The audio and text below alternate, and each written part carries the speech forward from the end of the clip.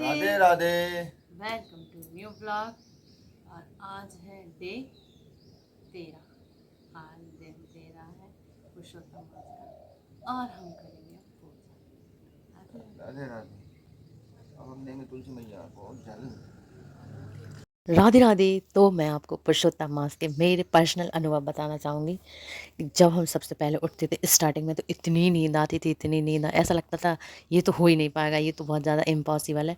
पर जैसे ही हमने हिम्मत जुटाई और उठना शुरू किया है तो आप मानेंगे नहीं कि कुछ भी नहीं होता है और मतलब ऑटोमेटिक नींद खुल जाती है। अब अलार्म की भी ज़रूरत नहीं पड़ती है।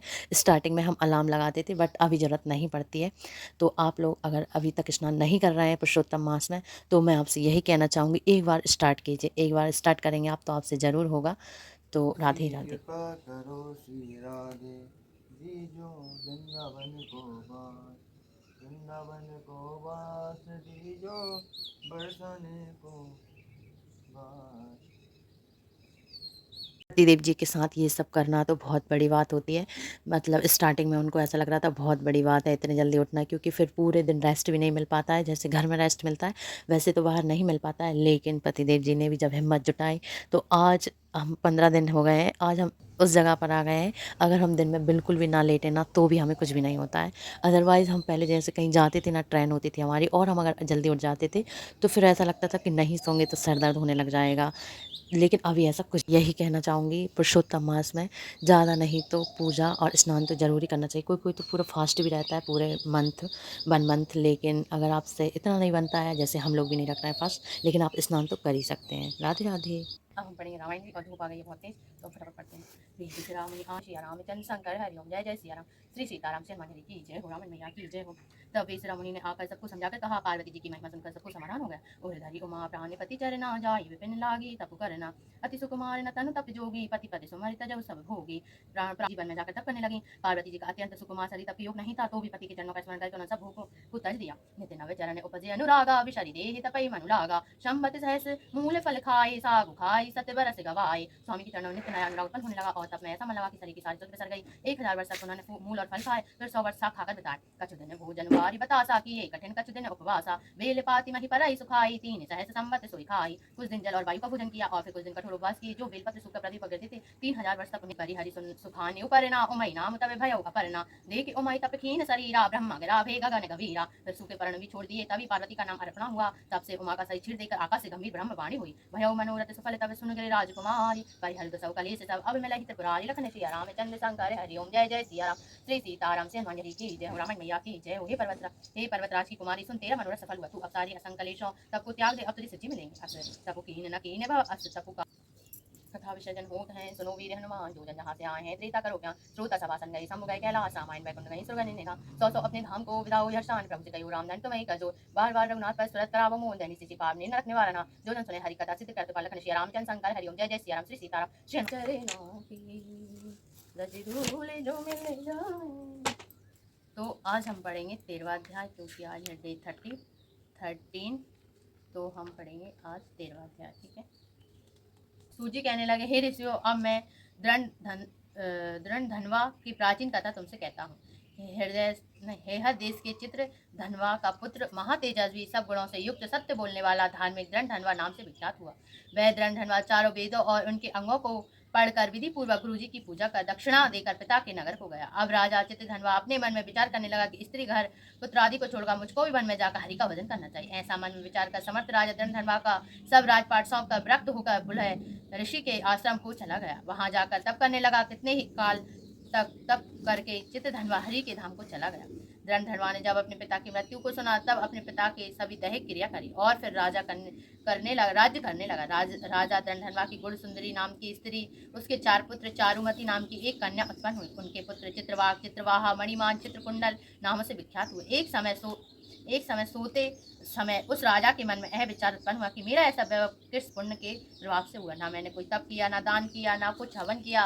राजा के इसी विचार करने में सारी रात्रि व्यतीत हो गई। प्रातः ब्रह्म मुहूर्त में उठकर यथा विधि स्नान करके उदय होते हुए सूर्य को अर्घ्य दिया, ब्राह्मणों को दान दिया। राजा घोड़े पर चढ़कर शिकार के लिए वन में चला गया। वहां उसने शिकार किया। उसके बाण से घायल होकर एक मृग दूसरे वन में भाग गया। घायल मृग के शरीर में गिरते हुए रुधिर के निशान से राजा धनवा भी उसके पीछे पीछे गया। फिर थोड़ा देर में मृग राजा की निगाह से ओझल होकर वहीं छिप गया। राजा ने प्यास से व्याकुल होकर फिरते फिरते सागर के किनारे एक सरोवर को देखा।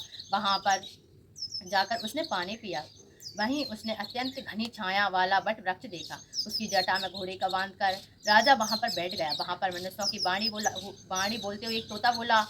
राजा को अकेले बैठा हुआ देखकर सुख बार बार एक ही श्लोक बोलता रहा। पृथ्वी पर सुखों को देखकर सारी वस्तु नहीं विचरता तो कैसे पार पहुंचेगा। ऐसे उसके मन में रहस्यपूर्ण वचनों को सुनकर राजा को यही सोच हुआ कि बारंबार यह सुख ऐसे वचन क्यों कह रहा है। क्या यह सुखदेव जी हैं जो मुझ मूड को संसार सागर से डूबे हुए देखकर मुझको श्री कृष्ण का भक्त समझकर मुझ पर कृपा करके उद्धार करने को आए हैं। वह इसी विचार में था कि पीछे से उसकी सेना आ गई। वह तोता तो राजा को उपदेश देकर अंतर ध्यान हो गया और राजा अपने नगर में सुख वाक्यों को स्मरण करता हुआ जा पहुंचा। महल में जाकर एकांत में बैठ गया। उसने भोजन छोड़ दिया और अब वह निंद्रा रहित भी पड़ा रहता है। किसी से बोले नहीं। रानी ने आकर उसे प्रेम सहित कहा, उठो, उदास क्यों बैठे हो। किंतु राजा ना बोला। स्त्री का प्रेम निवेदन ठुकराकर राजा बहुत समय ऐसे चिंतित हो गया और दुखी रहने लगा। तो 13 अध्याय होता है समाप्त। कल पढ़ेंगे 14वां। अब हम चलते हैं मंदिर और धूप बहुत तेज है। भोपाल में गर्मी बहुत तेज। राधे राधे। राधे राधे। हम आ चुके हैं मंदिर और आज है काफ़ी तेज़ धूप फ्रेंड, बहुत तेज़ धूप है। इस वजह से हम फटाफट आए और फटाफट जाएंगे। मम्मी ने आज वो नहीं भरी है शिव जी की जल की कुंडी, तो बोल के गई हैं हमने भरने का, हम भर देंगे। राधे राधे। पतिदेव जी को होने लगे हैं दर्शन बालाई सरकार के। राधे राधे। तो देखिए आज पतिदेव जी क्या लेकर आए हैं। आज बुलाए हैं तुलसी की लकड़ी और इसमें लगाएंगे अब वो आटी और इससे करेंगे भोलेनाथ जी की आरती। क्यों पतिदेव जी? श्री राधे श्री राधे। देखिए अभी बातें हो रही है घी में, फिर करेंगे इसको प्रज्वलित। तो देखिए पतिदेव ने जला लिए तुलसी जी की लकड़ी से, कितनी सुंदर। वाह पतिदेव जी, आपने रील पे देखा था। अब हम करेंगे इससे आरती। राधे राधे।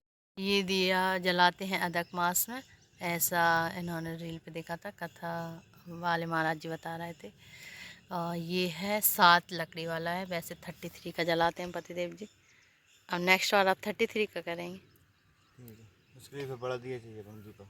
ठीक है, ले लेंगे अपन। और हमारी पूजा आरती हो चुकी है तो पानी भरने के लिए अब पतिदेव इसमें डालेंगे जल, तो इसलिए जा रहे हैं। नल पर जाएंगे तो इधर मम्मी रख के गई हैं गगरा, तो उसको लेने जा रहे हैं, फिर जाएंगे इधर नल पर। जब तक मैं करती हूँ नाम जाप भोलेनाथ जी के, जब तक वो जल भर के लाते हैं। राधे राधे।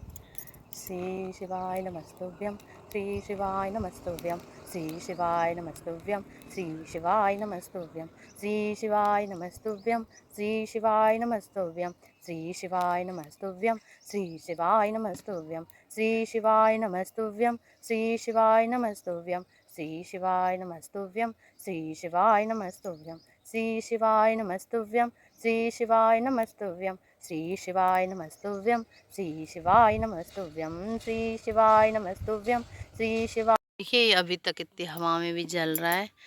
पतिदेव जी वो भरने लगे हैं नल से जल। ये देखिए आप, आना मेरा काम है, मेरी बिगड़ी बना। राधे राधे। अभी पतिदेव जी हैं इतने दूर। हर हर महादेव। पतिदेव जी आ जाएं, फिर हम चलते हैं घर के ऊपर, प्रस्थान करेंगे और देखेंगे आज के बाल भोग में क्या बनता है स्पेशल। क्या खाएंगे पतिदेव जी आज के बाल भोग? अच्छा, इनकी कोई डिमांड। अच्छा, रूह की सूखी। ठीक है, तो रूह की रोटी खा लेना है। ठीक है। राधे राधे। राधे राधे। अब जलाने लगे जल। राधे। आज मैं कर रही हूँ मठा, तो करते हैं। राधे। तो बड़े दिन बाद होने लगा हमारे घर पर मठा और मैं कर रही हूँ मठा। राधे राधे। तो बस हो गई है शाम और सुबह से लेकर मैंने शाम तक अभी तक कोई ब्लॉग नहीं लिया है। और अभी आई हूँ मैं सोकर उठकर। मैंने किया है भरपूर रेस्ट, अब जाके थोड़ा अच्छा लग रहा है। कल तो मैंने कोई ब्लॉग नहीं लिया पूजा के अलावा, बिकॉज मेरा जो घमोरियाँ थी ना, कल बहुत ज़्यादा जलन हो रही थी इनमें, तो इस वजह से कल तो मैं ये सब पहने भी नहीं थी। तो मैंने किया है भरपूर रेस्ट और मेरा गला भी हो चुका है एकदम सही और मैं भी हो चुकी हूँ एकदम सही। और सभी लोग हैं छत पर, पापा जी हैं, छोटे देवर आज ही आए हैं बाहर से, वो बाहर गए थे 4-5 दिन के लिए, जबलपुर ही गए थे, तो वो आए हैं आज ही वापस। और बस अभी पति देव जी साइड पर से नहीं आए हैं और बाकी के लोग छत पर ही हैं। और अब हम जाते हैं छत पर और करते हैं खाना की तैयारी। छत पर ही बनेगा खाना, 2 दिन से भी छत पर ही बन रहा है खाना। कोई ब्लॉग नहीं ले पा रहा है क्योंकि ऐसा रेस्ट सा लग रहा था, तो इस वजह से हमने कोई ब्लॉग नहीं लिया है 2 दिन से। तो अब हम कंटिन्यू ब्लॉग रखेंगे। 3 दिन हो गए आज ब्लॉग ना लेते हुए, कोई ब्लॉग नहीं लिया मैंने। अब हम ब्लॉग रखेंगे कंटिन्यू।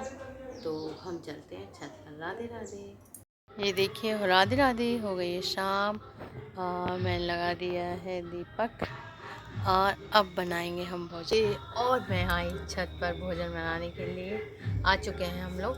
और मैं लेके आई थी ऊपर बेसन घोलकर उसमें तवेली में, और बनाना था आज बेसन की सब्ज़ी।